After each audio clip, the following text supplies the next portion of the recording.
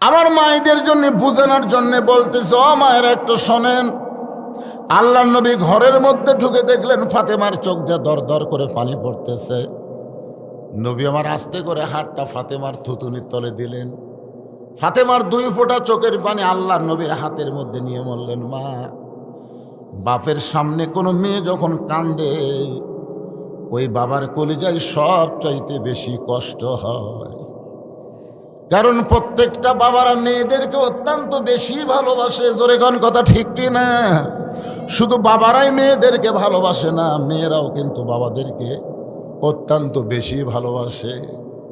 আপনার যারা মেয়ের বাড়িতে বেড়াবার যান না ভাই, যান মেয়ের বাড়িতে বেড়াবার যান, বেড়ানো যাওয়ার সঙ্গে সঙ্গে দেখবেন যতক্ষণ আপনি মেয়ের বাড়িতে থাকবেন ততক্ষণ আপনার মুখের সামনে থেকে খাওয়া বন্ধ হবে না। একটা খাওয়া শেষ হতে আর একটা খাবার দেয়, আর একটা খাবার শেষ হতে আর একটা খাবার দেয়। আপনি এক সময় বিরক্ত হয়ে বলবেন, এই জন্যই তোর বাড়িতে আসতে চাই না, এত খাওয়া কি কোনোদিন মানুষ খাইতে পারে? হঠাৎ যদি বিকেলবেলা আপনি বলেন, মা, আমার বাড়িতে বড় কাজ আছে, আজকে আমি যাবার চাই, মেয়েটা সামনে দাঁড়ায় বলবে, বাবা আপনি আজকে যান না বাবা, খালি একটা রাত আপনি থাকেন। আপনি যদি বলেন, মা আবার আসবো, এই বলে যদি আপনি মেয়ের বাড়ির থেকে রওনা দেন, আপনি বিশ্বাস করে থাকেন মেয়ে বাড়ির থেকে বের হওয়ার পরে মেয়ে কিন্তু আপনার পিছনে পিছনে অনেক দূর পর্যন্ত আসবে। ধরে কোন কথা ঠিক কিনা? অনেক দূর আসার পরে আপনি যখন বলবেন, মা তুই আমার পিছনের কত দূর যাবি, আর যাস না মা, আর তুই যাস না, তুই একটু থাক, আপনি মেয়েটাকে জোর করে থামায় দিয়ে আপনি অনেক দূর চলে গেলেন। অনেক দূর যাওয়ার পরে একটা বার তাকায় দেখেন আপনার মেয়েটা দাঁড়িয়ে দাঁড়িয়ে অন্না দিয়া চোখের পানি মুছতেছে। এত ভালোবাসার মেয়ে, সেই মেয়ের চোখ দিয়ে পানি পড়তেছে। আমাদের নবী শুধু নবী ছিলেন না, পৃথিবীর একজন শ্রেষ্ঠ বাবা ছিলেন। ফাতেমার চোখের পানি মাটিতে পড়তে না দিয়া নবী থুতুনির তলে হাত দিলেন। ফাতেমার গাল বয়ে বয়ে 2 ফোঁটা পানি নবীর হাতের মধ্যে পড়ল। আল্লাহ নবী 2 ফোঁটা পানি নবীর বুকের মধ্যে মালিশ করে বললেন, মা কি দুঃখে তুই এমন করে কান্দিস? ফাতেমা বলতেছেন, বাবা, ও বাবা, আমার কান্নার কারণ দুনিয়ার কেউ না জানলেও তো আপনি জানেন বাবা। সকালবেলা বাড়িতে খাবার থাকলে রাতের বেলা কোনোদিন খাবার থাকে না। রাতের বেলা যদি কোনোদিন খাবার পাই, পরের দিন দিনের বেলায় আমাদের বাড়িতে কোনো খাবার থাকে না। বাবা গো, আমার হাসান হোসেন ক্ষুধার জ্বালায় কাঁদতে কাঁদতে আমার কাছে খাবার চাইছে। আমি আমার 2টা বাচ্চাকে খাবার দিতে পারি নাই। ওরা কাঁদতে কাঁদতে আমাকে গালি দিয়ে চলে গেছে আর বলেছে, তোমার মতন মা না থাকাই ভালো। তুমি কেমন মা, খাবার চাইলে খাবার দিবার পারো না। আমার 2টা বাচ্চা ক্ষুধার জ্বালায় কাঁদতে কাঁদতে কোথায় যেন গেল বাবা। তখন থেকে আমার চোখ দিয়ে দর দর করে পানি পড়তেছে। আল্লাহ রাসূল বলে, ফাতেমা রে, এরা আর কোথায় যাবে? ওরা হয়তো আমাকে খুঁজতে খুঁজতে কোনো জায়গায় চলে গেছে। ফাতেমা কান্দিস না, আল্লাহ কোরআনে বলেছেন, বাল তুসিরুনাল হায়াতাদ দুনিয়া ওয়াল আখিরাতু খায়রুন ওয়া আবকা। এই তুচ্ছ দুনিয়ার মোহে তুমি পাগল হয় না। আমি রাসূল বলতেছি, আল্লাহ তোমার জন্য আখিরাতকে সুন্দর করে সাজায় দেবে। ফাতেমা, তোমার কি কখনো মনে হয় তোমার বাবা বিশ্ব নবী বলে আল্লাহ তোমাকে জান্নাত দেবে?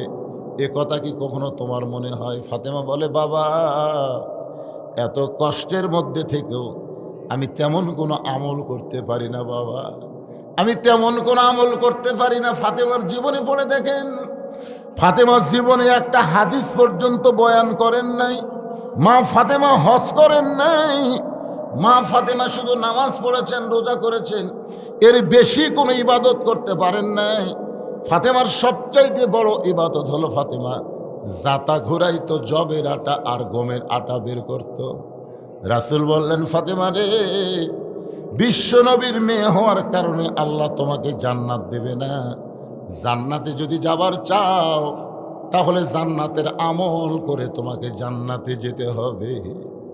যে আল্লাহর নবী বললেন জান্নাতে যাওয়ার চাইলে জান্নাতের আমল করে জান্নাতে যাইতে হবে, সঙ্গে সঙ্গে ফাতেমা হাঁটু গেড়ে, এই দুইটা হাঁটু গেড়ে নবীর সামনে বসে বলে, বাবা তাহলে জান্নাতে যাইতে গেলে কি আমল করা লাগবে? দুনিয়ার জীবনে শান্তি পাইলাম না, মরার পরে আমি ফাতেমা একটু শান্তি চাই। দুনিয়ার জীবনে আমার কোনো শান্তি হলো না বাবা, মরার পরে আমি একটু শান্তি পাবার চাই। আল্লাহ নবী বললেন, ফাতেমা তাহলে 1 নম্বর 5 ওয়াক্ত নামাজ পড়বা। 24 ঘন্টার মধ্যেই তোমাকে নামাজ পড়া লাগবে না, মাত্র 5 ওয়াক্ত নামাজ আদায় করলে আল্লাহ তোমার নামাজের হক পুরা করে দিবে। ফাতেমা রে, সারা বছর তোমাকে রোজা রাখা লাগবে না, 12 মাসের মধ্যে 1 মাস রোজা রাখলে রোজার হক আদায় হবে। ও ফাতেমা, স্বামী যখন খেদমত চাবে তখন স্বামীর খেদমত করবা, সব সময় স্বামীর খেদমত করা লাগবে না। কিন্তু ফাতেমা, একটা আমল তুমি সতর্ক হয়ে করবে, সেই আমলটা হলো পর্দার আমল।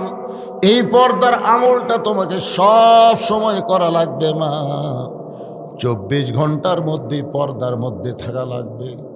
সঙ্গে সঙ্গে ফাতেমা হাঁটু গেড়ে বসা অবস্থায় আস্তে করে অন্যটা মাথার উপরে দিয়ে বললেন, বাবা খেয়ে থাকি আর না খেয়ে থাকি, সুখে থাকি আর দুঃখে থাকি, যে অবস্থায় থাকি না কেন বাবা, এই মুহূর্তে আমি পর্দার মধ্যে ঢুকে গেলাম। এই মুহূর্তে পর্দার মধ্যে ঢুকে গেলাম। সঙ্গে সঙ্গে নবী বললেন, আল্লাহ আমার দুঃখিনী কলিজার টুকরা ফাতেমা পর্দার মধ্যে ঢুকে গেল, তুমি তাকে পর্দা নিশি কবুল করে নিও। ফাতেমা এমন ভাবে পর্দা নিশি হয়ে গেলেন। এক সময় আল্লাহ তাআলা নবীকে ডাক দিয়ে বললেন, হাবিব আপনার দুঃখিনী কলিজার টুকরা ফাতেমা এমন ভাবে পর্দা গ্রহণ করেছে, সেই পর্দাটা আমি আল্লাহ কবুল করে ফাতেমাকে সাইদাতুন নিসাই আহলিল জান্নাহ, ফাতেমাতুজ জোহরা জান্নাতি নারীদের নেত্রী বানায়া দিছি। আল্লাহ রাসূল এই খবর যখন ফাতেমাকে দিলেন, ফাতেমা বললেন, বাবা পর্দাকে আল্লাহ এত ভালোবাসে। রাসূল বললেন, ফাতেমা মেয়েদের জীবনের যত আমল আছে সবচাইতে দামি আমলের নাম হলো পর্দা।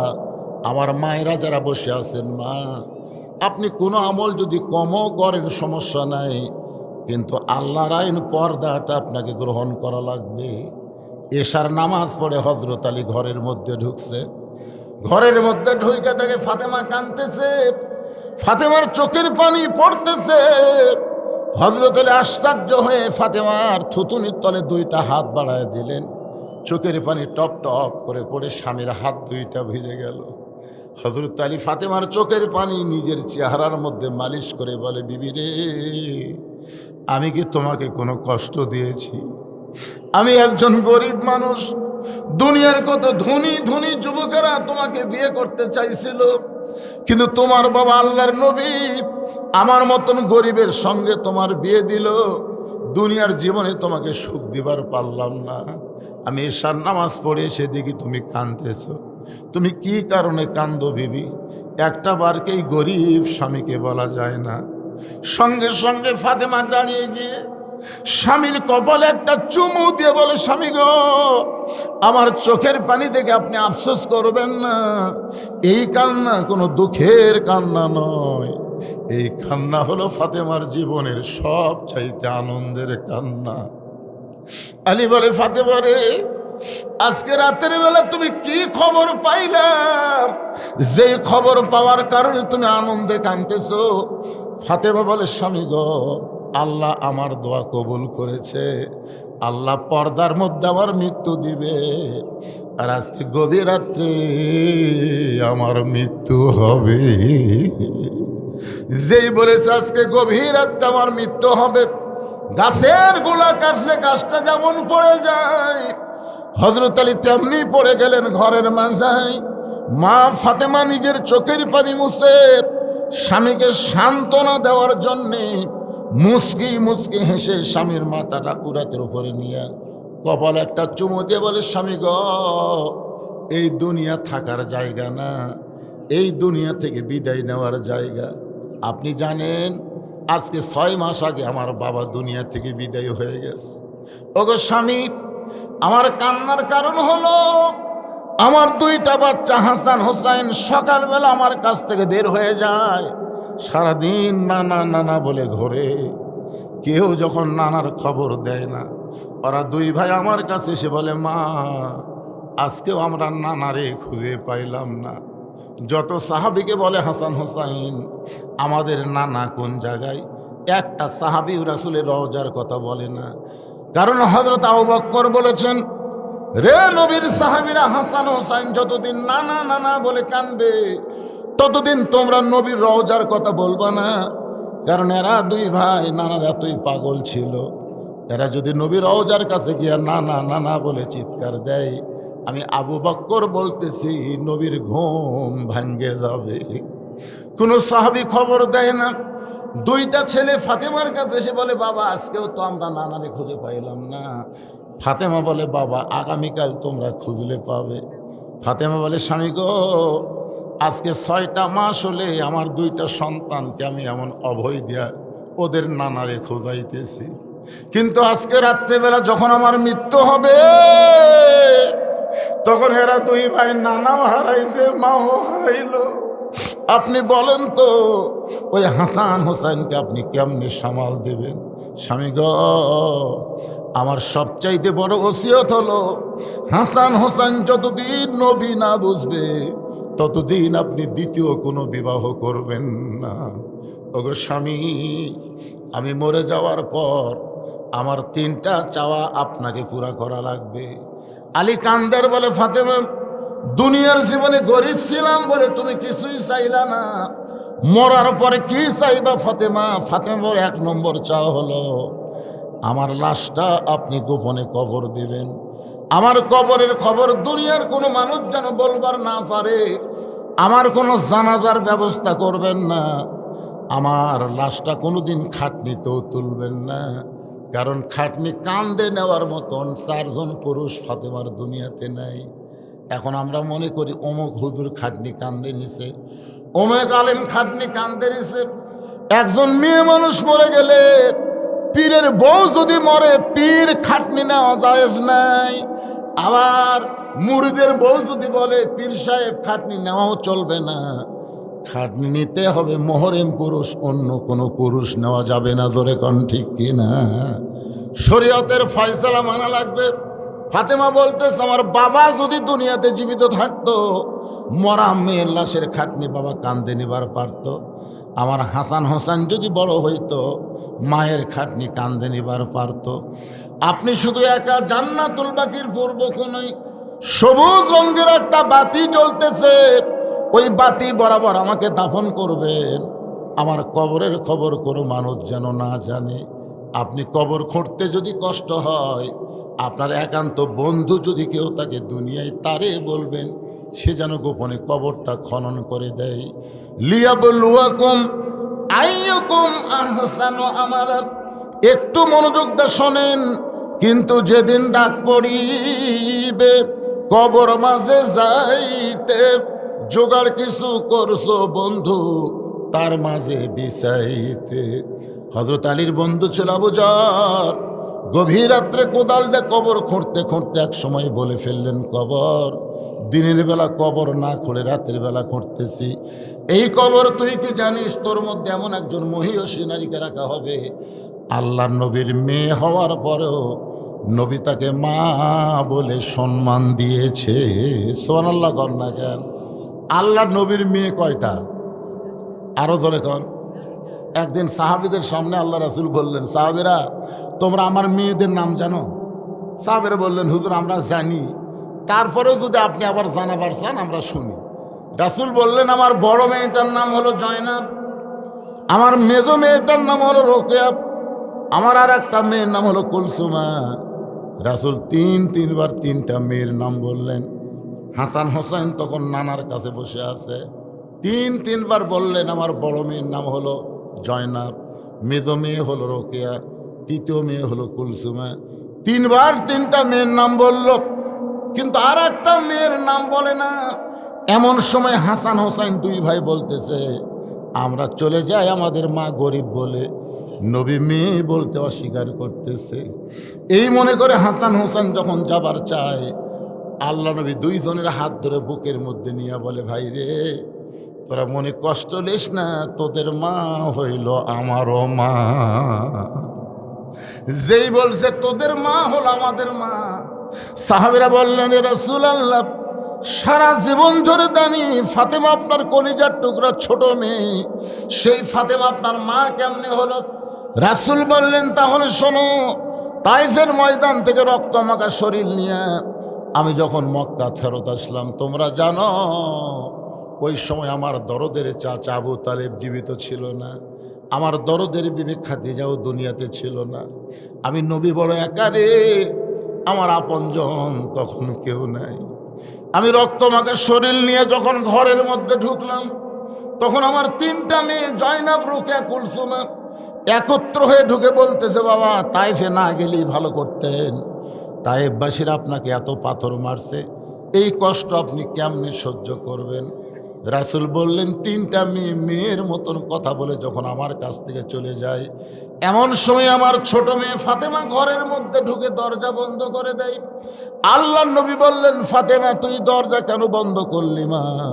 ফাতেমা বলতেছে, বাবা আমি আপনার মুখে শুনেছি মুসা নবীর জন্য আল্লাহ সাগর রাস্তা বানায় দিছে, ইব্রাহিম নবীর জন্য আল্লাহ আগুনের চুলা শান্তির বাগান বানায় দিছে, কিন্তু আমার বাবা শিশুকালে মইরা গেছে মা, গর্ভে থাকতে মরছে পিতা, বাবা চোখে দেখলো না। আমার সেই বাবার জন্য তাইফের পাথর আল্লাহ কেন তুলা বানাবার পারল না? আল্লাহ যদি তাইফের পাথর তুলা বানায় দিত, আমার বাবার শরীরে লাগতো কিন্তু রক্ত বের হতো না, চামড়া কেটে কেটে রক্ত বের হয়ে গেছে। এই কষ্ট আমি ফাতেমা কেমনে সহ্য করব বাবা? আমার কলিজা দিয়া রক্ত ঝরতেছে। আল্লাহর নবী বলেন, সাহাবীরা রে, তিনটা মেয়ে মেয়ের মতন কথা বলে যখন চইলা যায়, এমন সময় ফাতেমা বলতেছে, আমার কলিজা দিয়ে রক্ত ঝরতেছে। কিছুক্ষণ পরে দিকে ঘরের দরজা খুলে উঠানের মধ্যে গিয়া পানি গরম করতেছে, জয়তুনির তেল গরম করতেছে, আবার ঘরের মধ্যে ঢুকে দরজা বন্ধ করে দিয়া আমার পরনের জুব্বা খুলে যত জায়গায় তাইফবাসী আমাকে পাথর মারছে, সাহাবীরা রে, ওই জায়গাগুলো গরম পানির মধ্যে নরম কাপড় চুবড়াইয়া গোটা দেহ পরিষ্কার করে জয়তুনের গরম তেল হাতের মধ্যে নিয়ে আমার দেহের মধ্যে যখন মালিশ করে দেয়, আমি নবী কখন যেন ফাতেমার উরাতটাকে বালিশ বানায় ঘুমায় গেছি। আমি ঘুমের মধ্যে নবী নাই, আমি যেন একটা বাচ্চা হয়ে বহু বছর পরে আমার মা আমিনা আমার সামনে দাঁড়ায় গেছে। আমি মা মা বলে যখন ডাকতেছিলাম, সঙ্গে সঙ্গে ফাতেমা আমার কপালে চুমা খায়, ফাতেমার চোখের পানি আমার চোখের মধ্যে ঢুকে গেল। আমি বললাম, ফাতেমা কেন কাঁদতেছিস? ফাতেমা বলে, বাবা আপনি মনে হয় স্বপ্ন দেখছেন, বাবা আপনি স্বপ্নে মা মা বলে আমার হাতটা চাইবা ধরছেন, এখন পর্যন্ত হাতটা আপনি ছাড়েন নাই। রাসূল বলে, আল্লাহ, ওই আল্লাহর শপথ করে বলতেছি, মা মা বলে যদি তোর হাতটা চাইবা ধরি, তাহলে তুই শুধু আমার মেয়ে না রে, তুই হইল আমার মা মেয়ে না। আবু জার গিফারি বলে, কবর তোর মধ্যে এমন একজন মহিষী নারীকে রাখা হবে, দিনের বেলা কবর না খুলে রাতের বেলা কেন ঘুরতেছে জানিস? হাসান হোসেনের মা ফাতেমা, খবরদার কবর বেয়াদবি করবি না। কোদাল যা কবর খুঁড়তে খুঁড়তে আবু জার গিফারি বলে, কবর রে, বিশ্ববীর আসাদুল্লাহিল গালিব হযরত আলীর বউকে কবরস্থ করা হবে, খবরদার বেয়াদবি করিস না।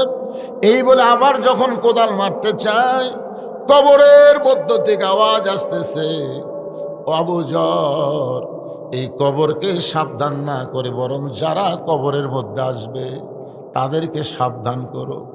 আজকে এখানে যত মানুষ আমরা বসে আছি ভাই, এখান থেকে বাড়ি যাওয়ার গ্যারান্টি আমাদের কারণে। এখানে বাড়ি যাওয়ার গ্যারান্টি কারো নাই। একজনও দাঁড়িয়ে বলতে পারলাম না যে হুজুর আমার বাড়ি কাছে, আমি বাড়িতে যাবার পারবই। সবাইকে কবরে যাইতে হবে।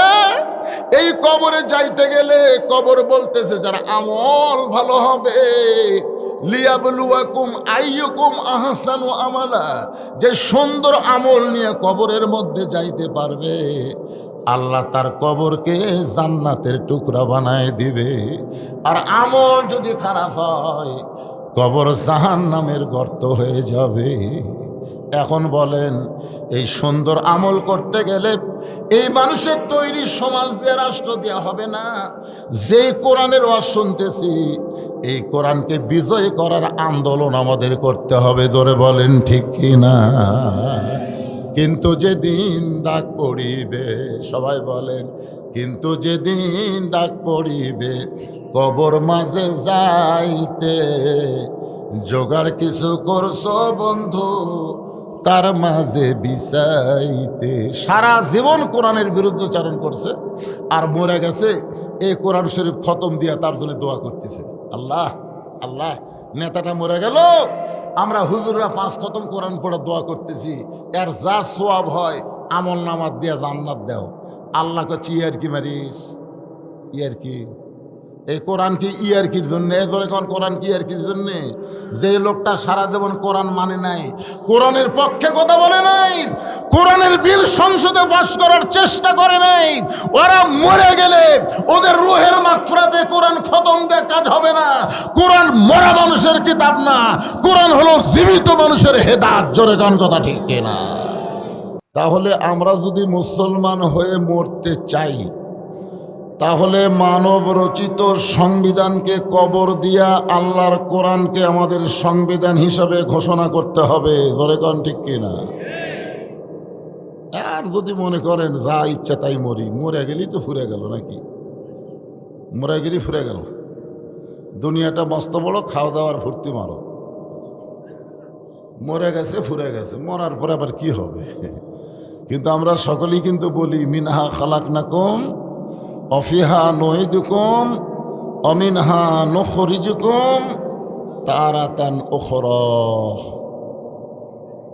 কোনো মানুষ যখন মুসলমানের মধ্যে মরে যায়, আমরা মরার খবর শুনে কি বলি? ইন্না লিল্লাহি ওয়া ইন্না ইলাইহি রাজিউন। সে কি ফুরে গেছে? ফুরে গেছে না। এই জন্য আমাদেরকে খুবই খেয়াল করতে হবে যে আমরা তো বাংলাদেশের মুসলমান, স্বাধীনতার পর থেকে অনেক কিছুই তো আমরা দেখতেছি, ঠিক কিনা বলেন? কিন্তু একটা জিনিসই খালি আমাদের দেখা বাকি, সেই জিনিসটা হলো এই আল্লাহর কোরআন। আমরা খালি শুনতেছি, বক্তারা ওয়াজ করতেছে, আমরা শুনতেছি, কিন্তু বাস্তব আকারে বাংলাদেশে আমরা কোরআন দেখতে পারতেছি না। কোরআন দেখার অর্থ হলো কোরআন মোতাবেক আমাদের জীবনকে পরিচালনা করা। আমরা কি কোরআন অনুযায়ী চলতেছি? তো কোরআনের ওয়াজ শুনে লাভ কি? ওয়াজ শোনার দিক দিয়ে তো আবু জেহেলি 1 নম্বর ছিল, ঠিক কিনা বলেন? আল্লাহ নবী যখন কোরআন তেলাওয়াত করত, চোরের মতন পিছনে দাঁড়িয়ে দাঁড়িয়ে সারা রাত ধরে যিনি কোরআন তেলাওয়াত শুনত, তার নাম হলো আবু জেহেল। সকালবেলা গিয়া মিটিংয়ের মধ্যে বলতেছে, এত সুন্দর কোরআনের বাণী, রাতটা কোন দিক দিয়ে গেল আমি বুঝবারই পারিনি। দেখছেন কোরআনের মধ্যে জাদু আছে না নাই? এই কথা কোন আছে না নাই? হ্যাঁ। তা আবু সুফিয়ান বলতেছে, নেতা যেই কোরআন শুনতে সারা রাত চলে গেল, সেই কোরআন ধরলে অসুবিধা কি? এই জায়গায় তো বাংলাদেশের মুসলমানের সমস্যা। শুনবে ঠিকই, ধরবে না। শুনবে ঠিকই, ধরবে না। আবু জেহেল উত্তরে বলতেছে, এই কোরআনকে যদি ধরি তাহলে আমার ভুয়া নেতৃত্ব চলবে না। আজকে বাংলাদেশে যারা ভুয়া নেতৃত্ব দিবার চায়, আবু জেহেলের মতন নেতা হবার চায়, তারাই আল্লাহর কোরআনকে বাইপাস করে মানুষের তৈরি সংবিধান অনুযায়ী চলে। জোরে কোন ঠিক কিনা? তারা মুখে ফেনা তুলে বলে পবিত্র সংবিধান, তারা বলে পবিত্র সংসদ। আপনারা বলেন তো, হাসিনার 15.5 বছরের সংসদ কি পবিত্র ছিল? পবিত্র? কিন্তু ওই শালারাই কিন্তু কয় পবিত্র সংসদ। সংসদের মধ্যে মমতার মতোর গায়িকা গেছে, নায়িকা গেছে, সংসদে ঝগড়াঝাটি হয়েছে, সংসদে দেশের মানুষের উন্নয়নের কোনো গল্পই হয়নি। জোরে কোন কথা ঠিক কিনা? খালি গীবত আর পরনিন্দা দিয়ে চলেছে।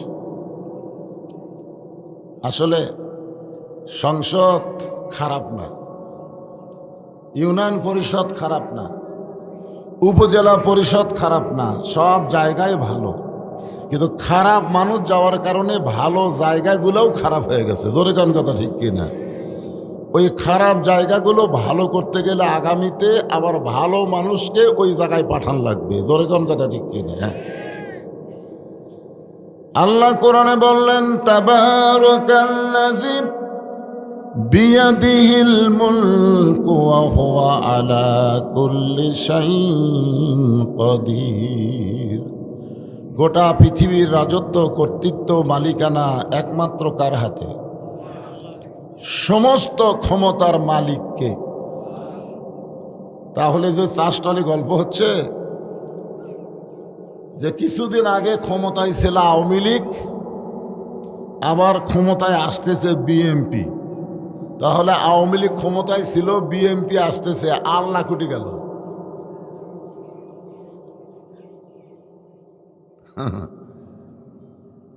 মানে একজন আমাকে বলতেছে, হুজুর এই যে ইল্লাল্লাহ ইল্লাল্লাহ ইল্লাল্লাহ জিকির করে, ইল্লাল্লাহ মানে কি? আমি বললাম আল্লাহ ছাড়া। ইল্লাল্লাহ শব্দের অর্থ হলো আল্লাহ ছাড়া। তো বলে লা ইলাহা মানে কি? আমি বললাম লা ইলাহা বলে মানে নাই আল্লাহ। তাহলে লা ইলাহা নাই আল্লাহ, ইল্লাল্লাহ আল্লাহ ছাড়া, আল্লাহ কুটি। তো আসলে লা ইলাহা ইল্লাল্লাহ একসঙ্গে বললে আল্লাহ আছে না নাই? জোরে খান আছে না নাই? কিন্তু ভিন্ন ভিন্ন বললে আল্লাহকে খুঁজে পাওয়া কঠিন। আপনারা যদি বলেন আওয়ামী লীগ ক্ষমতায় ছিল, বিএনপি ক্ষমতা আসতেছে, তাহলে অহু আলা কুল্লি শাইইন কদির কোথায় গেল? এখানে আমরা স্বীকার করে নিব আওয়ামী লীগ ক্ষমতায় ছিল না, বিএনপিও ক্ষমতায় আসবে না। যিনি সব সময় ক্ষমতায় থাকবে তিনি হলেন আমাদের আল্লাহ। যারা বলেন তিনি কে? সমস্ত ক্ষমতার উৎস কি জনগণ না আল্লাহ? বর্তমান সংবিধানে কি লেখা আছে? 90% মুসলমানের দেশে মুসলমান সেরে কি কোনো সংবিধান মানতে পারে না। জোরে বলেন কথা ঠিক? খালি কোরআনের ওয়াজ শুনবেন আর মানুষের তৈরি লেখা সংবিধান অনুযায়ী চলবেন, আর মরার সময় মুসলমান হয়ে মরবেন। ইয়ার কি মারতেছে? দেখবেন জুমার দিনে সবার শেষে আসে কিছু মুসল্লি, আবার সবার আগে যায়। জুমার দিনে দেখবেন, খেয়াল করে, সবার শেষে আসে না, আবার সবার আগে যায়। আপনার বলেন তো এরা কি নামাজ পড়বার আসে না ইয়ার কি মারবার আসে? আমার কথা কি আপনার বুঝতেছেন না? জুমার দিনে দেখবেন কিছু ছেলে পেলে আসবে সবার শেষে, যাবে সবার আগে। আপনার বলেন তো এরা কি করবার আসে? কি আল্লাহ কোরআনে বলেছেন, ইজা নুদিয়া লিস-সালাতি মিন ইয়াউমিল জুমআ ফাসআউ ইলা যিকরিল্লাহ। জুমার নামাজের আজান দেওয়ার সঙ্গে সঙ্গেই মসজিদে আসতে হবে। হুকুম কার? এ কোরআন মানে কার হুকুম? তাহলে জুমার আজান দেওয়ার সাথে সাথে মসজিদে আসা এটা কার হুকুম? কিন্তু এরা সবার শেষে আসে, আবার সবার আগে যায়। কার হুকুমে? আমার কথা বুঝতে পারতেছেন না? এদের জন্য আল্লাহ বলেছেন ফাওয়াইলুল লিল মুসাল্লিন। এরা মুসল্লি নয়, এরা হলো আল্লাহর সঙ্গে ঠাট্টাকারী। মানুষের সংবিধান অনুযায়ী চলবে আর আল্লাহর কোরআনের ওয়াজ শুনবে।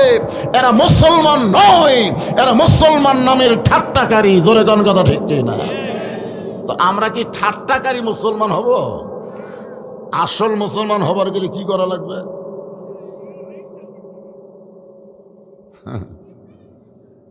এই জন্য আল্লাহ বলতেছেন সময় সংক্ষেপ। আমার আর কানে কানে একজন কয়ে দিয়েছে, হুজুর মরদ মানুষের চাইতে মেয়ে মানুষ নাকি বেশি হচ্ছে।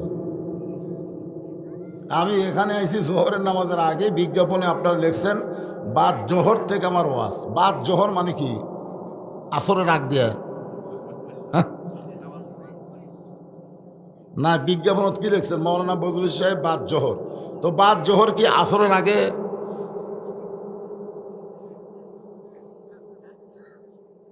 তো এখন আপনাকেও কি শোনাবো, মা বোনদের কি শোনাবো? আমি তো টেনশনত পড়ে গেছি রে ভাই। হ্যাঁ, রাত 8টা পর্যন্ত চলবি। শোনেন, আমার মা বোনেরা যারা এসেছে তাদের জন্য আলোচনা আছে না নাই? এই কোরআনে আছে, এই কোরআনে তাদের জন্য আলোচনা আছে। এখন যেটা বলতেছি খুব মনোযোগ দেন। লিয়াবলুয়াকুম আইয়ুকুম আহসানু আমালা।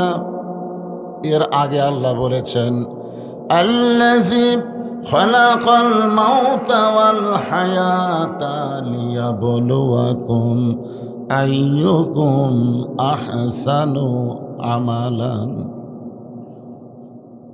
মৃত্যু এবং হায়াত সৃষ্টি করেছেন কে? এখানে আপনারা যত মানুষ বসে আছেন, আপনাদের মধ্যে এমন কোনো ব্যক্তি কি দাঁড়ায় বলতে পারবেন হুজুর আমার বাড়ির সবচাইতে নিকটে, এই যে আমার বাড়ি দেখা যাচ্ছে, আমি এই বাড়িতে যাবার পারবই?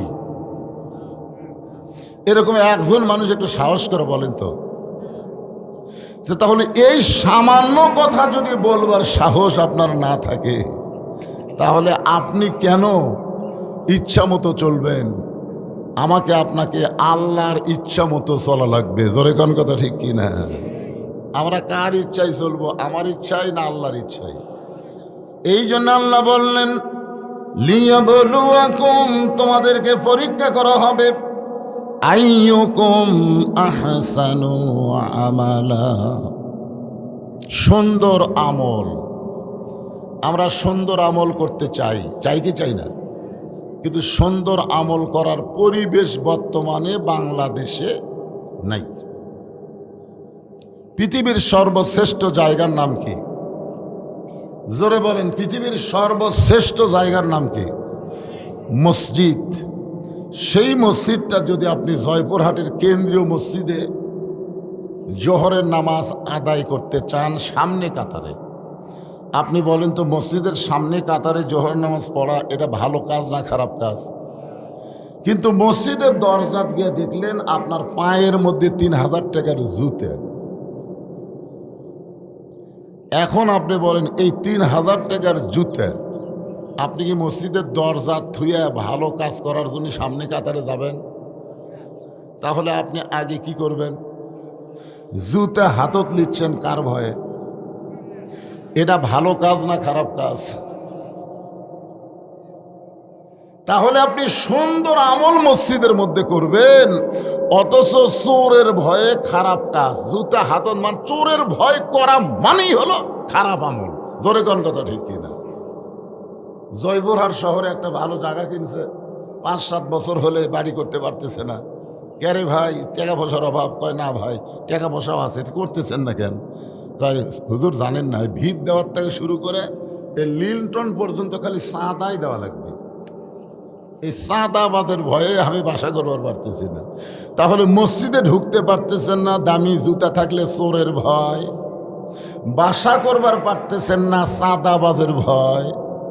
আমরা রাত্রেবেলা ওয়াজ করে যখন বাসার দিকে যাব, তখন এলাকার লোকজনকে জিজ্ঞেস করি, কেরে বাবা কোন রাস্তাতে গেলে বগুড়া যাওয়া নিরাপদ হবে? তখন বলতে তো হুজুর একটা তেলা রাস্তা আছে, কিন্তু 3-4 জায়গা ছিনতাইকারী থাকে, আর একটা ভাঙ্গা রাস্তা আছে, ওই রাস্তা ছিনতাইকারী নাই। এখন আপনি কোন রাস্তাতে যাবেন সিদ্ধান্ত নেন। আপনি বলেন তো আমি ভাঙ্গা রাস্তা দিয়ে যাচ্ছি কার ভয়ে? কথা কন না কেন? কার ভয়ে? ছিনতাইকারীর ভয়, চাঁদাবাজের ভয়, চোরের ভয়। এতগুলো ভয় যদি মানুষের কলিজায় থাকে, এই মানুষের দ্বারা সুন্দর আমল করা সম্ভব নয়। সুন্দর আমল যদি আমরা করতে তাহলে সুন্দর একটা পরিবেশ লাগবে।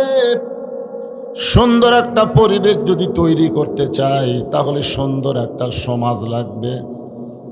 সুন্দর একটা সমাজ যদি তৈরি করতে চাই তাহলে সুন্দর একটা রাষ্ট্র লাগবে। সুন্দর একটা রাষ্ট্র যদি গঠন করতে চাই তাহলে মানুষের তৈরি সংবিধান দেওয়া হবে না, আমার আল্লাহর কোরআনের সংবিধান লাগবে। ধরে কোন ঠিক কিনা? এই কোরআনটা কেমন সংবিধান? এতদিন শুধু আপনারা শুনেছেন, আজকে একটু নিজের চোখে দেখে যান। বাংলাদেশের মতন ৯৬টা রাষ্ট্রের খলিফা আগে ছিল সবচাইতে গরম। ওমর ফারুকের জীবনে পড়ে দেখবেন, ওমর ফারুকের মতন গরম মানুষ দুনিয়াতে কেউ ছিল না। আল্লাহর নবী বলেছেন, আমার সবচাইতে নরম সাহাবী হলো আবু বকর, সবচাইতে গরম হলো ওমর, সবচাইতে ধনী হলো ওসমান, আর সবচাইতে জ্ঞানী হলো আলী। আমার ওমর যে রাস্তা দিয়া যায় ওই রাস্তা দিয়া শয়তানও ৪০ দিন যাইতে ভয় পায়।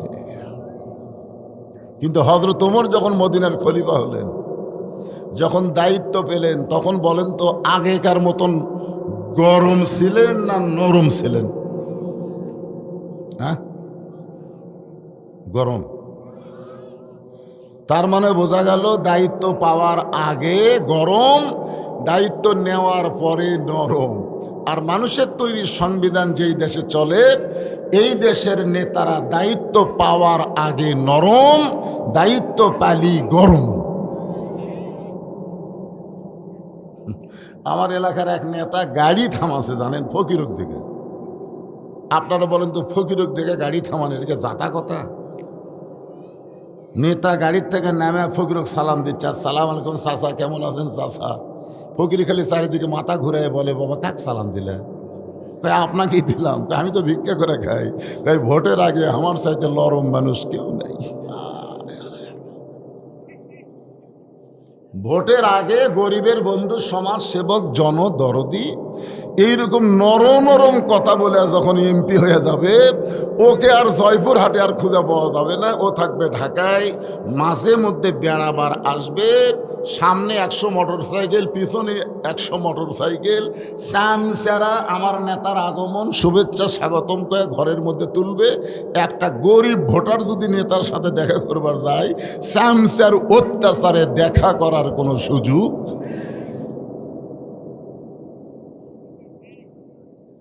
এখন চিন্তা করেন মানুষের তৈরি সংবিধানের অবস্থা আমরা বহু দেখছি, এখন আল্লাহর কোরআনের সংবিধানের অবস্থা আমাদের দেখার দরকার আছে না নাই?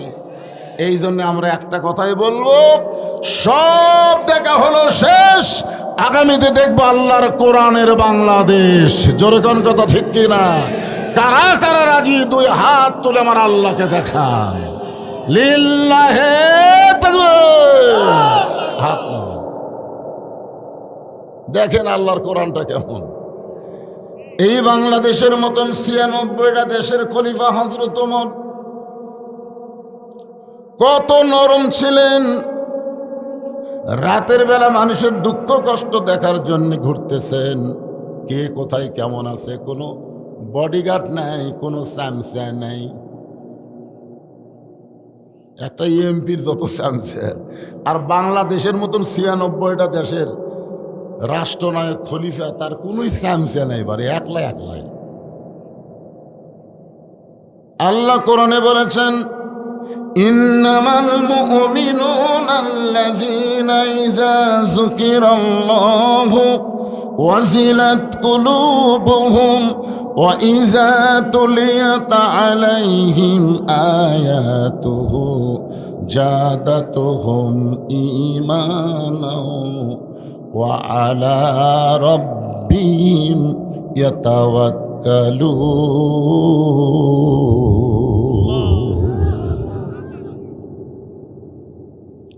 তাঁবু টাঙ্গানো আছে, তাঁবুর বাইরে একটা পুরুষ মানুষ খালি অস্থির হয়ে ঘুরতেছে, একবার উত্তরে যায় একবার দক্ষিণে যায়। উমর ফারুক গভীর রাত্রে ওই পুরুষ মানুষটাকে স্থির করার জন্যে, কারণ সমাজের মধ্যে পুরুষ মানুষ যদি অস্থির হয়ে যায়, সেই সমাজ ধ্বংস হয়ে যাবে। আমার কথা কি বুঝলেন? পুরুষ মানুষকে অস্থির হওয়া যাবে না, অল্পতেই ধৈর্য হারা হলে চলবি। মেয়ে মানুষ হোক, কারণ জান্নাতের মধ্যে আল্লাহ গন্ধম গাছ দেখায় যখন বললেন ওয়ালা তাকরাবা হাযিহি শাজারাতা ফাতাকুনা মিনাজ জালিমিন, ওই গাছের কাছে যায়ও না। আদম আলাইহিস সালাম মরদ মানুষ বললেন যাব না, কিন্তু মেয়ে মানুষ হাওয়া কথা কয় না। আদম কয় কেরে হাওয়া, আমি আল্লাহ যেই গাছে যাওয়ার নিষেধ করলো, আমি আদম বললাম যাব না, তুমি যে কথা কও না। হাওয়া বলতেছে আপনি বললেই তাই, আপনি যা বলবেন তাই। এর মধ্যে পেঁচ আছে না নাই? আপনারা বলেন তো, মা হাওয়াকে গাছের কাছে গেছিল? খালি গেছে, শয়তানের ওয়াজও শুনিছে, বুঝলেন? জান্নাতের মধ্যে শয়তান ওয়াজ করিছে, আর সেই ওয়াজ হাওয়া শুনে ওই গন্ধম গাছের ফল খাসে। শুধু নিজে খায় নাই, আদমকেও পর্যন্ত খাওয়াইছে। পুরুষ মানুষ যখন জানবার পাইছে শরবতের মধ্যে গন্ধম, সঙ্গে সঙ্গে টুটি চাইপা ধরছে। এমন ভাবে এই জায়গায় এত জোরে চাইপা ধরছে, প্রত্যেকটা পুরুষ মানুষ হাত দিয়ে দেখেন এখানে একটা গুটি আছে, দেখছেন খেয়াল করে? গুটি গুটি, এই গুটি কিন্তু আমাদের বাপের, আদম আলাইহিস সালামের। পুরুষ মানুষের কোনো কথা যদি একবার ভিতরে যায়, এই কথা সহজে আর বাইরে আসে না। আর মেয়ে মানুষের কোনো কথাই পেটের মধ্যে থাকে না, কারণ এর টুটির মধ্যে গুটি নাই। যেইটা আমরা বুঝবার পারছি কয়েক বছর ধরে এরশাদ চাচা যাওয়ার পর থেকে, আমরা যা বিপদের মধ্যে আসলাম ভাই, কারণ গুটি নাই, ধরে কোন কি নাই। তো আপাতত একজন বিদায় লিছে, আর একজন কোলে আছে, আমাকে আপাতত আর কোনো টেনশন নেই। এখন আমরা একটা কথা বলতে পারি, মেয়ে মানুষের দিন শেষ, আগামীতে হলো মরদ মানুষের বাংলাদেশ। জোরে কোন কথা ঠিক কিনা? হ্যাঁ,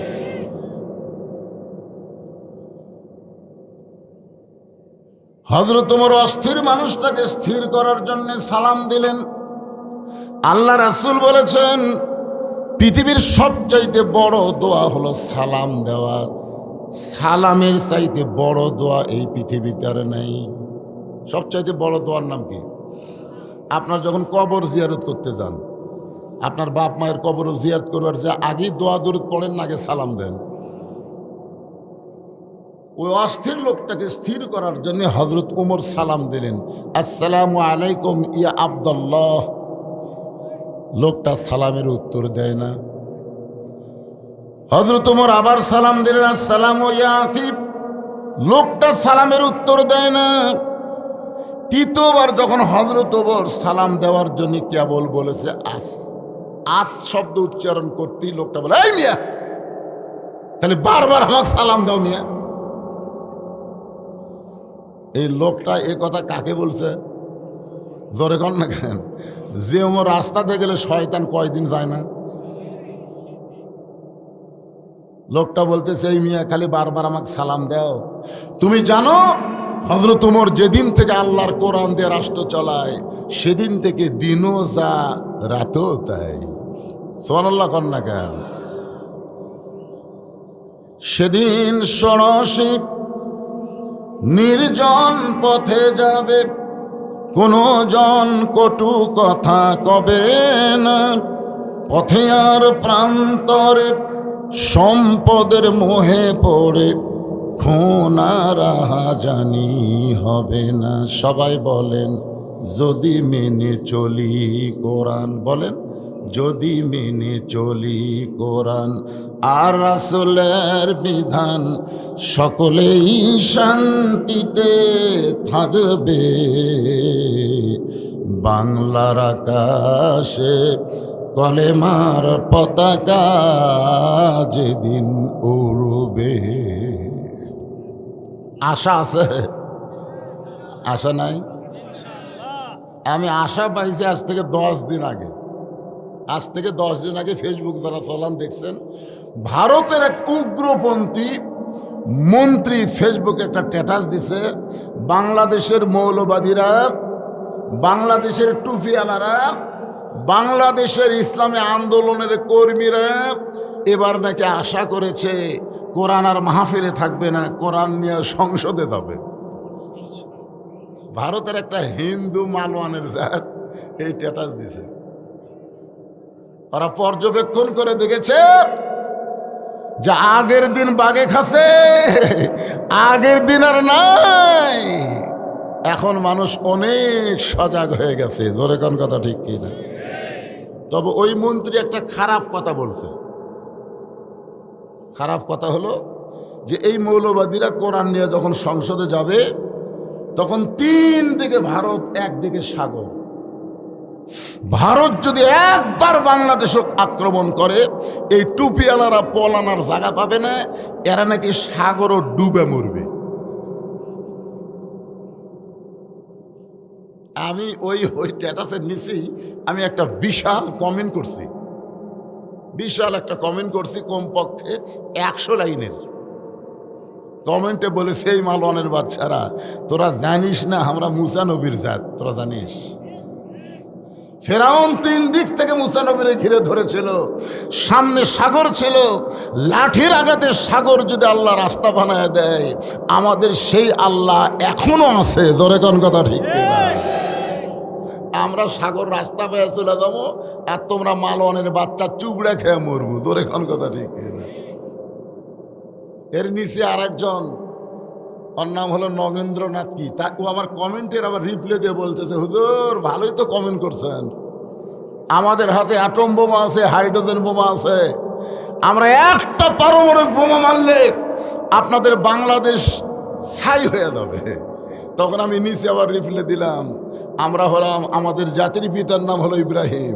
এই মালওয়ানের বাচ্চা জানিস, আমাদের জাতির পিতাকে পুরানোর জন্য নমরুদ বিশাল আগুনের চুলা জ্বলাইছিল। সে আগুনের চুলা যদি আল্লাহ শান্তির বাগান বানাবার পারে, তোদের বোমা বাংলার মাটিতে পড়বে ঠিকই, কিন্তু বোমা ফুটবে না। আল্লাহ বোমা আল্লাহর কুদরতে মিষ্টি তরমুজ বানাবার পারে। জরেগান কথা ঠিক কিনা? খালি মারিয়া দেখ, খালি মারিয়া দেখ। কি কারণ? আমাদের সে আল্লাহ আছে না নাই? তবে আমাদেরকে একটা শর্ত আছে, বুঝলেন? শর্তটা হলো আল্লাহ বলেছেন, ফালিয়াবুদু রাব্ব হাযাল বাইত আল্লাযী আত'আমাহুম মিন জু'ইন ওয়া আমানাহুম মিন খাউফ। এই শর্তটা আমাদের পুরা করা লাগবে। এই শর্তটা হলো ওই ঘরের মালিক, ওই ঘর কার? ওই ঘরের মালিকের তোমরা যদি গোলামি করো, তোমরা যদি 5 ওয়াক্ত নামাজ কায়েম করো, তাহলে তোমাদের রেজেকের পেরেশানি আল্লাহ দূর করে দিবে। ওই ভারত আমেরিকার দিকে তাকায় থাকা লাগবে না। আল্লাহ আসমান থেকে, জমিন থেকে আমাদের সর্বপ্রকার রেজেকের ব্যবস্থা করে দিবে। জোরে কার সুবহানাল্লাহ। আর 2 নম্বর হলো ওয়া আমানাহুম মিন খাউফ। ওই অ্যাটম হাইড্রোজেন বোমা তোমাদের কিছুই করবে না।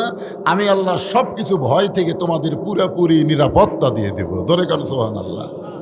তাহলে আল্লাহ যদি আমাদেরকে এত কিছু দিবার পারে, আমরা আল্লাহরে কিছুই দিব না? এই জন্যে শুধু নামাজ পড়লে হবে না, আগামীতে 12 তারিখে নামাজ কায়েমের আন্দোলনের বাংলাদেশ তৈরি করা লাগবে। জোরে কোন কথা ঠিক কিনা? কথা বলেন। খালি নামাজ পড়লে হবি না। বাপ পড়ে, বেটা পড়ে না, দাদা পড়ে, লাতি পড়ে না, কোনো মসজিদে মুয়াজ্জিন একলাই পড়ে, কেউ যায় না। হ্যাঁ, আমাদের নামাজ কায়েম করা লাগবে ভাই। জান, কারণ নামাজ কায়েম করেন। যেই খনি কিছুদিন আগে আপনারা জানেন, ওই ভিয়েতনাম থেকে বহু জায়গা থেকে ভূতত্ত্ববিদ বাংলাদেশে এসে দেখেছে বাংলাদেশের মাটির তলে সোনার খনি, হীরার খনি, তেলের খনি, কয়লার খনি। আয় আয়, খালি খনির উপর বাংলাদেশ। কিন্তু সমস্যা হলো খনিগুলো এত নিচে, এত নিচে পড়ে আছে, ওইগুলো তুলবার গেলে তুলতেই টাকা শেষ। কিন্তু আমরা যখন নামাজ কায়েম করব, আল্লাহ যখন রেজেকের দায়িত্ব নিবে, তখন ওই খনিগুলো এত নিচে থাকবে না, আল্লাহ নিজের খনি উপরে তুলে দেবে। তখন ভারত আছে আমাদের পাও ধরে কই, ভাই রে, ও ভাই, এটা গ্যাস দেবো না, নামার মতো দেবো না। কি মনে করছেন দেশ ছোট হতে পারে? এদেশ আসলেই সোনার বাংলাদেশ। জোরে জোরে কথা ঠিক, কথা বলেন। একটু মনোযোগ দিয়ে শুনবেন। হযরত ওমর লোকটাকে তিনবার সালাম দিয়েছে। লোকটা সালামের উত্তর না দিয়া বরং কি বলতেছে, এই মিয়া তুমি কি জানো হযরত ওমর যেদিন থেকে আল্লাহর কোরআন দিয়ে রাষ্ট্র চালায় সেদিন থেকে দিনও যা রাতও তাই। কাকে বলতেছে?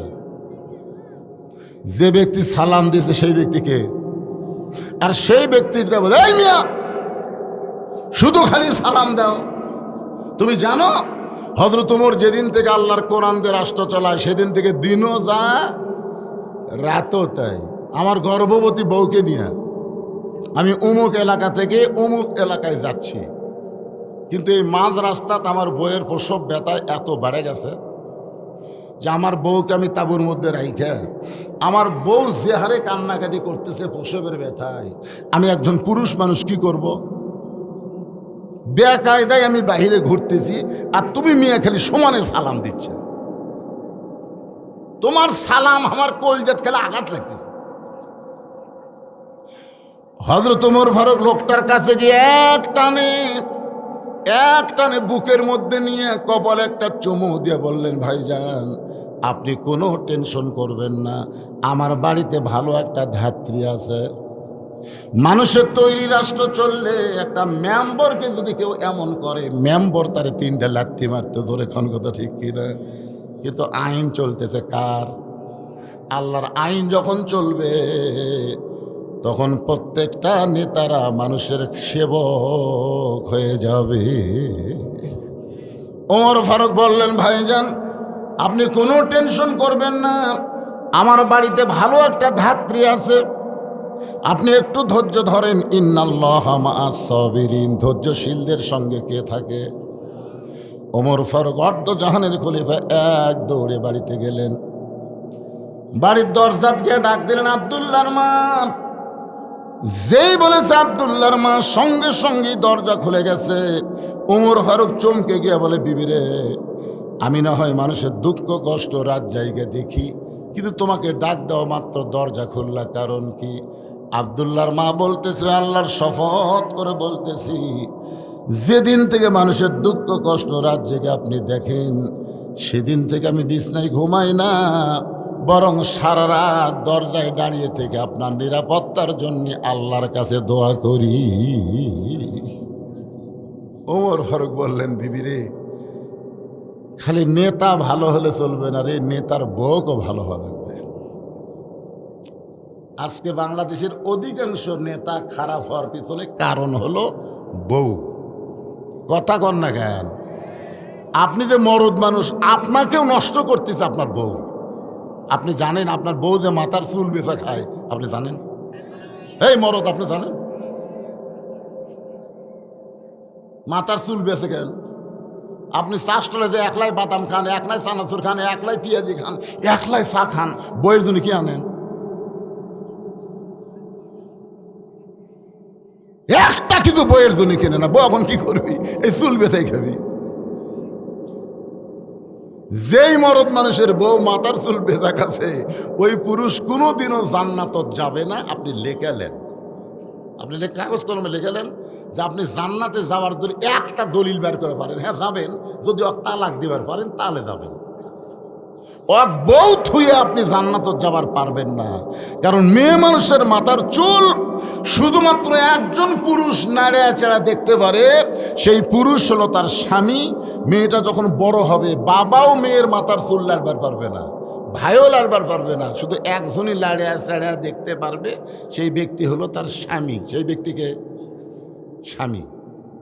স্বামী দরকার হলে চুল ধরবি, চুল হাঁচড়া দিবি। আমি তো মাঝে মধ্যে আমার বইয়ের চুল খোয়া বান্ধে দিই, আমি দিই। কি করবেন? আল্লাহ কোরআনে বলেছেন, হুন্না লিবাসুল্লাকুম ওয়া আনতুম লিবাসুল্লাহুন্না। স্বামী হলো বিবির পোশাক, বিবি হলো স্বামীর পোশাক। স্বামী স্ত্রীর মধ্যে মহব্বত থাকার দরকার আছে না নাই? আপনি একলা খান, বইয়ের জন্য কি আনেন? আনেন কিছু? আনে, দু একজন যে আনে না তা না, কিন্তু সবাইকে তো আনা দরকার। আপনি জান না চাষটলে কত কি খান, বইয়ের জন্য একটা পেঁয়াজি নিয়ে আসবেন, একটু দুটো আচার নিয়ে আসবেন। আল্লাহ রাসূল তার নিজের বিবিরে কেমন ভালোবেসেছে একটা দৃষ্টান্ত দিলে বুঝতে পারবেন। আমার মায়েরা যারা পর্দার অন্তরালে, আপনাদের জন্য 4টা মিনিট ওয়াজ করতেছি, মা একটু মনোযোগ দেন। আল্লাহর নবী ঘরের মধ্যে বসে আছেন, এমন সময় উম্মাহাতুল মুমিনিন মা আয়েশা ঘরের মধ্যে ঢুকছে। এমন সময় আমাদের মা আয়েশা ঘরের মধ্যে ঢুকছেন, সঙ্গে সঙ্গে নবী দাঁড়িয়ে গেলেন। নবী দাঁড়িয়ে গিয়ে দরজা বন্ধ করে দিলেন, জানলা বন্ধ করে দিলেন। মা আয়েশা থর থর করে কাঁপতেছে। আল্লাহ রাসূল বলে, আয়েশা তুমি এইভাবে কাঁপার কারণ কি? আয়েশা বলতেছে, রাসূলুল্লাহ, যার জুতার পরশ আল্লাহর আরো ধন্য হয়ে গেছে, সেই নবীর ঘরের মধ্যে যদি আমার কোনো বেয়াদবি হয়ে যায়, এই জন্যই আমার দেহ এমন করে কাঁপতেছে। সঙ্গে সঙ্গে আল্লাহর নবী বললেন, আয়েশা, একজন নবীর জুতার পরশে আল্লাহর আরশ ধন্য হয়ে গেছে, একজন নবীর জুতার পরশে। আয়েশা বললেন, হুজুর আপনি তো সেই নবী। আল্লাহ রাসূল বললেন, আমি সেই নবী ছিলাম কিন্তু বর্তমানে নাই। আয়েশা বলে, হুজুর আপনি সেই নবী ছিলেন কিন্তু বর্তমানে নাই, এইটা কেমন কথা? রাসূল বললেন, আয়েশা রে, যতক্ষণ ঘরের দরজা খোলা ছিল ততক্ষণ আমি নবী ছিলাম, কিন্তু যখনই দরজা বন্ধ হয়ে গেছে আমি আর নবী নাই রে আয়েশা, আমি হলাম স্বামী আর তুমি আমার বিবি। সুবহানাল্লাহ, কত পয়সা লাগে। মা আয়েশা দৌড়ে এসে নবীর বুকের মধ্যে মাথা ঢুকে বললেন, আল্লাহ, আমার নবী শুধু বিশ্ব নবী নয়, আমার নবী হলেন পৃথিবীর 1 নম্বর স্বামী। আল্লাহ রাসূল আয়েশাকে আস্তে করে বুকের মধ্যে নিয়ে এই ডান হাত দিয়ে পিছনে একটা চাপা দিলেন, বুকের মধ্যে নিয়ে ডান হাতে মা আয়েশার একটু চাপা দিলেন। যেই মাত্র চাপা দিয়েছেন আল্লাহ বলেন, জিবরাইল আর দেরি করিস না, আর দেরি করিস না, কোরআনের আয়াত নিয়ে নবীর কাছে যা। সুবহানাল্লাহ কোন না খান। ফেরেশতা জিবরাইল বলে, আল্লাহ আমি তো আপনার হুকুমে কোরআনের আয়াত নিয়ে নবীর কাছে যাই, কিন্তু আজকে এমন করে বলার পিছনে কারণ কি? আল্লাহ নবী বলেন, জিবরাইল আজকে নবী ঘরের মধ্যে যে আমল করতেছে, আজকে আমার দোস্ত নবী ঘরের মধ্যে যে আমল করতেছে, এ আমল করার কারণে আমি আল্লাহর আরশ পর্যন্ত খুশি হয়ে গেছে। আপনার বলেন তো, নবী ঘরের মধ্যে কি কোরআন শরীফ পড়তেছে, জিকির করতেছে, কি করতেছে? নিজের বউকে বুকের মধ্যে নিয়ে ডান হাতে পিঠের উপর একটা চাপা দিছে রে। বউকে বুকের মধ্যে নিয়ে পিঠও চাপ দেওয়া হলো নবীর সুন্নত দিছেন। ইমনি মাথার চুল বেচা খায়, ইমনি বেচা খায়। ফেরেশতা জিবরাইল এসে নবীকে সালাম দিলেন, আসসালামু আলাইকা ইয়া রাসূলুল্লাহ। নবী চমকে উঠলেন। আয়েশা বলে, ইয়া রাসূলুল্লাহ, আমি আপনার বুকের মধ্যে, আপনি চমকে ওঠার কারণ কি? নবী বললেন, আয়েশা, ঘরের বাহির থেকে জিবরাইল আমারে সালাম দিল। আয়েশা বলে, হুজুর এইটা কি জিবরাইল আসার টাইম হলো? কি মহাব্বত স্বামী স্ত্রীর চলতেছে। এমন সময় আল্লাহ জিবরাইলকে পাঠিয়ে দিল। রাসূল বলেন, আয়েশা রে, জিবরাইল নিজের ইচ্ছায় কোনোদিন আসে না, অবশ্যই আল্লাহ পাঠাইছে, দেখি কি খবর। ও জিবরাইল, তুমি আমারে সালাম দেওয়ার কারণ কি? জিবরাইল বলে, হুজুর ঘরের মধ্যে কি করতেছেন আমি জানি না, তবে আল্লাহ তাআলা আয়াত নাজিল করেছেন, হুন্না লিবাসুল লাকুম ওয়া আনতুম লিবাসুল লাহুন্না। স্বামী হলো বিবির পোশাক, বিবি হলো স্বামীর পোশাক। স্বামীর স্ত্রীর মাথার চুল শুধু একজন মাত্র নাড়াচাড়া দেখতে পারবে, সেই ব্যক্তি হলো তার স্বামী। কোনো ফেরওয়ালা নাড়াচাড়া চুল কিনবার পারবি? কথা কর না কেন? ওই যে ডানি পল্লা দিয়ে ইকে লাটতেছে না, লাটতেছে না, আর একটু হয় না ভাবি, দেখেন তো আর একটু হয় না। আমার মায়েরা যারা পর্দার অন্তর আছেন শোনেন, মেয়েদের মাথার চুলকে অত্যন্ত গুরুত্বপূর্ণ পর্দা বলা হয়েছে। আল্লাহ কোরআনে বলেছেন, ওয়াকরনা ফি বুয়ুতিকুন্না ওয়ালা তাবাররাজনা তাবাররুজাল জাহিলিয়াতিল উলা। রে মেয়েরা, তোমরা ঘরের মধ্যে থাকো, তোমরা পর্দার মধ্যে থাকো, তোমরা পর্দার বাহির হয়ো না। কোনো প্রয়োজনে যদি পর্দার বাহির হতে হয় তাহলে ঘরের পরিবেশ নিয়ে তোমরা বের হবে। ওই জাহেলি যুগের মেয়েদের মতন সাজুগুজু করে বের হওয়ার কোনো পারমিশন মুমিনা নারীর নাই। হুকুমকার ওমর ফারুক বললেন, আব্দুল্লাহ মা, জান্নাতে যদি যাওয়ার চাও তাহলে তাড়াতাড়ি এই জিনিসগুলো নিয়ে বের হও। তুমি কি জান্নাতে যাওয়ার চাও? উমর ফারুকের বিবি বলতেছে, আমি সবসময় দোয়া করি, আল্লাহুম্মা ইন্না নাসআলুকাল জান্নাতা ওয়া নাউযু বিকা মিনান নার। এই রমজান মাসে আপনার দোয়া পড়বেন না? এই দোয়া আপনার পড়বেন না? কি দোয়া? আল্লাহুম্মা ইন্না নাসআলুকাল জান্নাতা ওয়া নাউযু বিকা মিনান নার। উমর ফারুক বললেন, বিবি রে, খালি দোয়া দিয়ে জান্নাতে যাওয়া যাবে না, জান্নাতে যাইতে গেলে দাওয়া লাগবে, দাওয়া। খালি দোয়া দিয়া জান্নাতে যাবেন? দোয়া দিয়া? এক লোক সুদ খায়, ঘুষ খায়, ওদিকে আর খেয়াল নাই, কিন্তু রমজান মাসে ওযু করতে যায়, সামান্য পানি গলার মধ্যে গেছে, বুঝলেন? একটু সন্দেহ আছে, গেছে কি না গেছে। ওয়াহ ওয়াহ ওয়াহ, কে রে ভাই, কি আছে রে? হুজুর, ওযু করতে মনে হয় সামান্য। তুই না ঘুষ খাস, তুই না সুদ খাস। ও সুদ খাতে তোর গলাত বাজে না, ঘুষ খাতে তোর গলাত বাজে না, আর সামান্য পানি গলাত গেছে মানুষক দেখাচ্ছিস, ইয়ের কি মারতিস? কথা কর না। ঘুষ খায়, সুদ খায়, আমার দোয়া আল্লাহ কি দোয়া দিয়া জান্নাতে যাবেন? উমর ফারুক তার স্ত্রীকে বলতেছে যে দোয়া দিয়া জান্নাতে যাওয়া যাবে না, জান্নাতে যাইতে গেলে দাওয়া লাগবে, দাওয়া। আমি আমার জীবনে এটা প্রত্যক্ষ প্রমাণ। রাত 2টার সময় আমার ড্রাইভার আমাকে গেটত নামিয়ে দিয়ে বলতেছে, হুজুর আমি গাড়ি গ্যারেজ করতেছি, আপনি বাসার যান। আমি গেট খুলে বাসার যাওয়ার জন্য কেবল রওনা দিছি, আমার গেটের কাছে একটা আমের গাছ আছে, আমের গাছের তলে 4টা কুত্তা ঘুম পাড়তেছিল। এই গেটের শব্দ শুনে ওরা 4জন চেতন পায়। আমার গাঁও সেদিন আসলো কালো জুব্বা, বুঝলেন? 4 কুত্তা আমাকে এমনভাবে ধরলো ভাই, এই কুত্তারা কিন্তু মুয়াজ্জিন আর হুজুর আর এই ফকির, এই 3 দলক দেখবার পারতেছে না। হ্যাঁ, এরকম দেখলেই কুত্তা করে বিঘের ওঠে। হ্যাঁ, 4 কুত্তা আমাকে এমনভাবে ধরলো, আমি আয়াতুল কুরসি পড়ি, কুত্তা লড়ে না। আমি দোয়ায়ে কুনুত পড়ি, কুত্তা সরে না। আমি দোয়া ইউনুস পড়তেছি, আল্লাহ ইউনুস এখন ক্ষমতাতেছে, সেই দোয়া ইউনুস পড়ি, তাও কুত্তা লড়ে না। শেষ পর্যন্ত কোরআনে একটা আয়াত আছে, কুত্তা খেদানার আয়াত, ইন্নাহুম ইয়াকিদুনা কাইদাও ওয়া আকিদু কাইদা। এই আয়াত যেই পড়ছি, এক কুত্তা এসে মারলো কামড়। ভালোর ভাগ্যে আমার জুব্বা পিছলে ছিল, দেখলে জুব্বার ওপর কামড়টা লাগছে। আমি তখন কই করি, এত দোয়া পড়ি তাও কুত্তা লড়ে না। তখন আমার ইমান বলতে, হুজুর বর্তমান সময়ে কুত্তে দোয়া দিয়ে খেদান যাবে না, কুত্তা খেদাবার গেলে হাতত লাঠি থাকা লাগবে। ধরে কারণ কি থাকা লাগবে? লাঠি থাকা লাগবে। একটা বাড়ি মারলে 4টা কুত্তা দৌড় কোন জায়গাত মারতো? তো সামনে 12ই ফেব্রুয়ারি নির্বাচনে খালি দোয়া দিয়ে ভালো মানুষের বিজয় হবে না, প্রত্যেকের হাতে মুখে দোয়া, হাতে লাঠি থোয়া লাগবে। ধরে কারণ কথাটি কথা কর না, খালি দোয়া দিয়ে কাম সারবে।